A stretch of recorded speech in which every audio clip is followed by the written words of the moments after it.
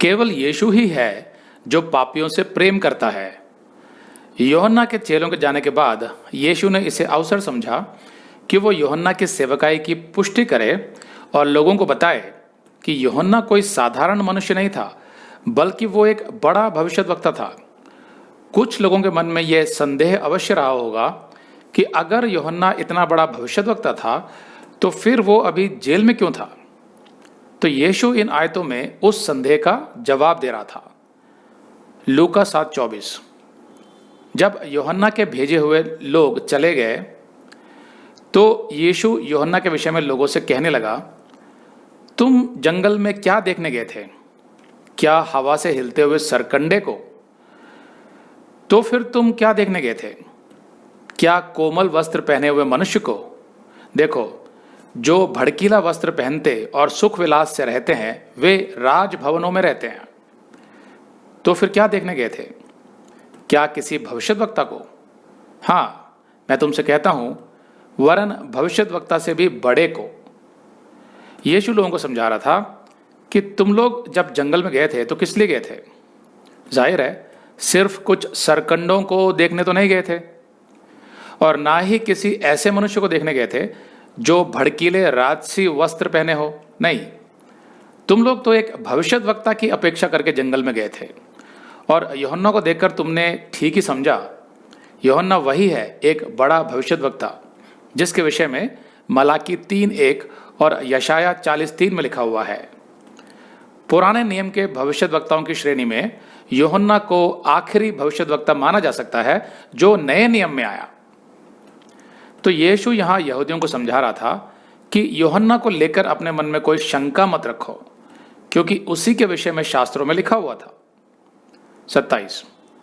यह वही है जिसके विषय में लिखा है कि देख, मैं अपने दूत को तेरे आगे आगे भेजता हूं, जो तेरे आगे मार्ग सीधा करेगा। तो यीशु यहां यूहन्ना और उसकी सेवकाई की पुष्टि कर रहा था। यीशु समझा रहा था कि यूहन्ना स्वयं से खड़ा नहीं हुआ था, बल्कि उसे परमेश्वर ने नियुक्त किया था एक विशेष कार्य के लिए। और क्या था वो विशेष कार्य? मसीहा का परिचय कराना इजरायलियों से। दूसरे अर्थों में यीशु उन्हें अपने विषय में भी समझा रहा था कि वो ही मसीहा है। 28। मैं तुमसे कहता हूं कि जो स्त्रियों से जन्मे हैं उनमें से यूहन्ना से बड़ा कोई नहीं, पर जो परमेश्वर के राज्य में छोटे से छोटा है वह यूहन्ना से भी बड़ा है। अब यहां पर यीशु ये नहीं कह रहा था कि यूहन्ना परमेश्वर के राज्य का हिस्सा नहीं है। नहीं, वो ये नहीं कह रहा था। यूहन्ना भी परमेश्वर के राज्य का हिस्सा है। यूहन्ना ही तो लोगों को परमेश्वर के राज्य का संदेश दे रहा था। लेकिन यीशु यहां सिर्फ इतना ही समझा रहा था कि भविष्यद्वक्ता होना इतनी बड़ी बात नहीं है जितना कि परमेश्वर के राज्य का नागरिक होना। हालांकि भविष्यद्वक्ता महान होते थे और परमेश्वर के चुने हुए होते थे, लेकिन फिर भी परमेश्वर के राज्य का नागरिक होना ज्यादा बड़ी बात थी, क्योंकि यीशु के बलिदान के बाद परमेश्वर के राज्य के नागरिक एक नई वाचा के अधीन होने जा रहे थे, और परमेश्वर के नियम उनके हृदयों पर लिखे जाने वाले थे पवित्र आत्मा के द्वारा, जैसा यिर्मयाह 31:31-34 में लिखा है। जबकि पुराने नियम के भविष्यद्वक्ताओं में पवित्र आत्मा स्थायी रूप से नहीं बसता था, बल्कि किसी विशेष कार्य के लिए या किसी भविष्यवाणी के लिए उन पर उतरता था, फिर चला जाता था। कभी कभी पवित्र आत्मा एक लंबी अवधि के लिए उन पर उतरता था, फिर भी स्थायी रूप से उनमें नहीं बसता था।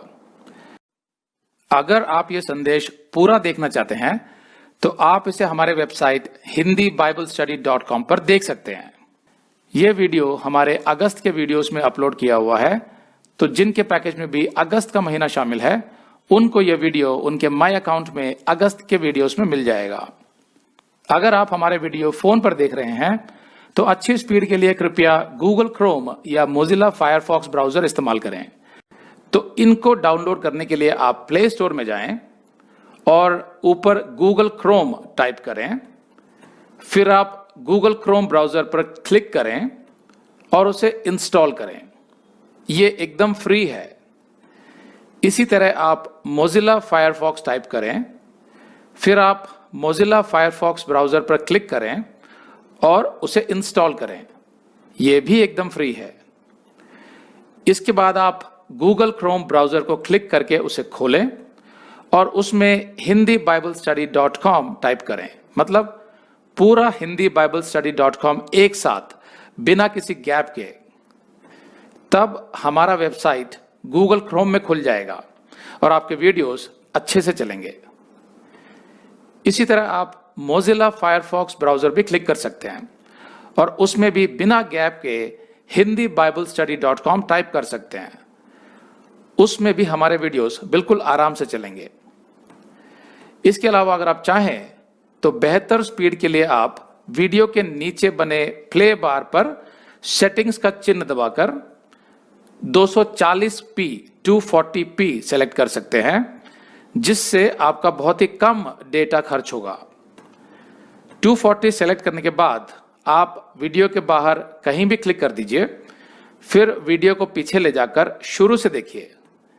अगर आप हमारे वेबसाइट के विषय में जानकारी हासिल करना चाहते हैं तो आप YouTube पर हमारा संदेश देख सकते हैं, जिसका शीर्षक है एक विशेष सूचना, हमारे मिनिस्ट्री का अगला चरण, second phase of our ministry. उसका लिंक इस वीडियो के नीचे दिया हुआ है।